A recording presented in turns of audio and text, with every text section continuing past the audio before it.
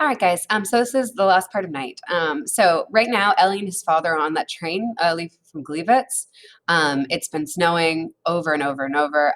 They have had no food. They've only had the water that they can get from the snow. They're dying by the score as this is happening. There followed days and nights of traveling. Occasionally, we would pass through German towns, usually very early in the morning.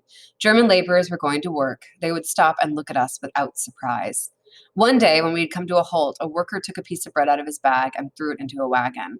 There was a stampede. Dozens of starving men fought desperately over a few crumbs. The worker watched the spectacle with great interest. Years later, I witnessed a similar spectacle in Aden. Our ship's passengers amused themselves by throwing coins to the natives who dove to retrieve them. An elegant Parisian lady took great pleasure in this game. When I noticed two children desperately fighting in the water, one trying to strangle the other, I implored the lady, "Please don't throw any more coins." "Why not?" she said. "I like to give to charity." Right? So here it's not charity, obviously, right? This is watching other people kill each other because you have power over them. It's, you're enjoying the fact that it's not you that has to strangle another kid in the water so that you can get a couple of coins. Same thing with the bread here. This is not charity. This is another way of exerting their power and influence over these people for their own amusement. In the wagon where the bread had landed, a battle had ensued. Men were hurling themselves against each other, trampling, tearing at, and mauling each other. Beasts of prey unleashed, animal hate in their eyes, and extraordinary vitality possessed them, sharpening their teeth and nails. A crowd of workmen and curious passers-by had formed all along the train. They had undoubtedly never seen a train with this kind of cargo. Soon, pieces of bread were falling into the wagon from all sides, and the spectators observed these emaciated creatures ready to kill for a crust of bread. A piece fell into our wagon. I decided not to move. Anyway, I knew that I would not be strong enough to fight off dozens of violent men. I saw, not far from me, an old man dragging himself on all fours. He had just detached himself from the struggling mob. He was holding one hand to his heart. At first, I thought he had received a blow to his chest. Then I understood he was hiding a piece of bread under his shirt. With lightning speed, he pulled it out and put it to his mouth. His eyes lit up, lit up. A smile, like a grimace, illuminated his ashen face, and was immediately extinguished. A shadow had lain down beside him, and the shadow threw itself over the man. Stunned by the blows, the old man was crying, "Mir, my little Mir, don't you recognize me? You're killing your father. I have bread for you too, for you too." He collapsed, but his fist was still clutching a small crust. He wanted to raise it to his mouth, but the other threw himself on him. The old man mumbled something, groaned, and died. No one, nobody cared. His sons searched him, took the crust of bread, and began to devour it. He didn't get far. Two men had been watching. Sorry, my computer is so slow. Yeah, buy Miss McLean a new computer, guys. Two men had been watching him. They jumped him. Others joined in. When they withdrew, there were two dead bodies next to me, the father and the son. I was 16, right? So a lot of you guys are 15, 16 years old. Why do you think Ellie kind of gives us this moment of like, I was 16? It seems detached from what's going on. But I guess really what it is he's just trying to show what he has seen by the age of 16. He's seen a son kill his father for a piece of bread, and then watched two other men kill that kid for the bread as well. So it's just kind of this horror that Ellie is seeing day in, day out, all the time. So when we get done, they're going to arrive. So only 12 people survive in his wagon of the 100 that were put in. So this just shows you kind of how horrifying and how difficult this train ride was. So when they arrive at the next place, Ellie's father is struggling a lot. He is deeply weakened. He's very, very sick. And Ellie actually ends up kind of forgetting about him. He gets to take a shower. He's so excited about the hot water and things that he takes a shower, he goes and eats, and then he forgets that he's left his father outside. So he tries to help him and things like that. But the damage has kind of been done. Ellie's father is a lot older than Ellie, and he has been, he's basically dying. So he's very, very sick. So when we get to this part, So yeah, he has dysentery, which is basically a wasting disease. You have terrible diarrhea until you basically just die. You can't keep up with the fluid loss, and you just can't keep yourself hydrated, which is what happens to his father here. His father is in the infirmary and is being kind of treated terribly, and that's where we're going to start up here. So again, we're going to see a bit of a change in Ellie and his father's relationship. The following day, he complained they had taken his ration of bread. While you were asleep? No, I wasn't asleep. They threw themselves on me. They snatched it from me, my bread, and they beat me again. I can't go on, my son. Give me some water. I knew that he must not drink, but he pleaded with me so long that I gave in. Water was the worst poison for him, but what else could I do for him? With or without water, it would be over soon anyway. You at least have pity on me. Have pity on him. I, his only son. A week went by like that. Is this your father? Asked the Bacal Teste. Yes. He is very sick. The doctor won't do anything for him. He looked me straight in the eye. The doctor cannot do anything more for him, and neither can you. He placed his big, hairy hand on my shoulder and added, Listen to me, kid. Don't forget that you are in a concentration camp. In this place, it is every man for himself, and you cannot think of others, not even your father. In this place, there is no such thing as father, brother, friend. Each of us lives and dies alone. Let me give you good advice. Stop giving your ration of bread and soup to your old father. You cannot help him anymore. You should be taking his rations instead. And you're hurting yourself. In fact, you should be getting his rations. So here we're starting to see a bit of role reversal, right? Ellie is now taking care of his father as opposed to his father taking care of him.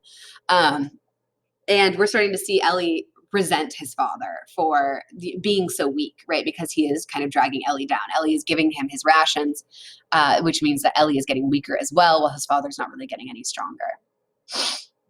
I listened to him without interrupting. He was right, I thought, deep down, not daring to admit it to myself. Too late to save your old father. You could have 2 rations of bread, 2 rations of soup. It was only a fraction of a second, but it left me feeling guilty. I ran to get some soup and brought it to my father, but he did not want it. All he wanted was water. Don't drink water. Eat the soup. I'm burning up. Why are you so mean to me, my son? Water. I brought him water. Then I left for the block for roll call, but I quickly turned back. I lay down on the upper bunk. The sick were allowed to stay in the block, so I would be sick. I didn't want to leave my father. That hasn't changed. All around me, there was silence now, broken only by moaning. In front of the block, the SS were giving orders. An officer passed between the bunks. My father was pleading. My son, water, I'm burning up, my insides. Silence over there, barked the officer. Eliezer, continued my father, water. The officer came closer and shouted to him to be silent, but my father did not hear. He continued to call me. The officer wielded his club and dealt him a violent blow to the head. I didn't move. I was afraid. My body was afraid of another blow, this time to my head. My father groaned once more. I heard, Eliezer. I could see that he was breathing in gasps. I didn't move. How horrifying this must be, right? Ellie clearly wants to go to his father. He wants to protect him, but he's so terrified of being harmed himself. And his father is calling to him, begging for help, pleading for help. But one, there's nothing Ellie can do. Even if he did go to him, even if he did try to help, it would only end up in Ellie getting beaten and possibly dying as well. When I came down from my bunk after roll call, I could see his lips trembling. He was murmuring something. I remained more than an hour leaning over him, looking at him, etching his bloody, broken face into my mind. Then I had to go to sleep. I climbed in my bunk above my father, who was still alive. The date was January 28, 1945. I woke up at dawn on January 29th. On my father's cot, there lay another sick person. They must have taken him away before daybreak and taken him to the crematorium. Perhaps he was still breathing. No prayers were said over his tomb, no candle lit in his memory. His last word had been my name. He had called out to me, and I had not answered. I did not weep, and it pained me that I could not weep. But I was out of tears. And deep inside me, if I could have searched the recesses of my feeble conscience, I might have found something like, free at last. Ellie's last feelings here are so complicated. So his father was going to die anyway. And if any of you have dealt with a family member that's gone through like a long illness where you know that they're going to die anyway, it can almost be a relief when they finally do die. I remember feeling that with my grandmother. She was just so sick for so long, and she wasn't the person that I knew. And it was just so painful to see her that way. And I think Ellie kind of experiences the same thing. Of course, his is a lot more traumatic because the last moments of his father are what Ellie sees is him getting beaten, calling out his name, and him refusing to answer. So Ellie has all of these weird, conflicting feelings twisted up inside him. He is sad. He's guilty because he didn't do enough. He doesn't feel like he did enough for his father. And he's also relieved because he doesn't have to worry about his father anymore. All he has to worry about is himself. And I imagine that must have been a very liberating thing. So Ellie is liberated from Buchenwald, and he lives, and his two older sisters live. His mother, his father, and his youngest sister all die in the concentration camps. But he doesn't even really feel relief with this liberation. He just kind of doesn't feel much of anything because of what's happened to him. So we're going to read this kind of very last page. Our first act as freedmen was to throw ourselves into the provisions. That was all we thought about. No thought of revenge or of parents, only of bread. Even when we were no longer hungry, not one of us thought of revenge. The next day, a few of the young men ran into Weimar to bring back some potatoes and clothes and to sleep with girls, but still no trace of revenge. 3 days after the liberation of Buchenwald, I became very ill, some sort of poisoning. I was transferred to a hospital and spent 2 weeks between life and death. One day, when I was able to get up, I decided to look at myself in the mirror on the opposite wall. I had not seen myself since the ghetto. From the depths of the mirror, a corpse was contemplating me. The look in his eyes as he gazed at me has never left me. So Ellie's looking at himself in the mirror, but he's describing it as looking at a different person, right? Ellie has not seen himself since he was back in Saget over a year ago. So the change that has been kind of created in him in this time is so intense. It's so complete that it's kind of crazy. So the thought of him as a corpse is also a really important one, I think, because you would think that this book would end on a positive note, right? Ellie has survived. He has triumphed. He is strong. He has lived, all those things.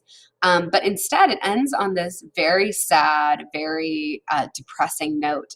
And it's because I don't think Ellie really thinks that this is winning. He doesn't really think that he has survived much of anything because the person that he was, that kid that was so devout, that was so in love with God and life and all of those things, is gone. He's been killed by what he's seen and experienced. That innocence that he came in with is completely and utterly gone, even though he's only 16 years old here.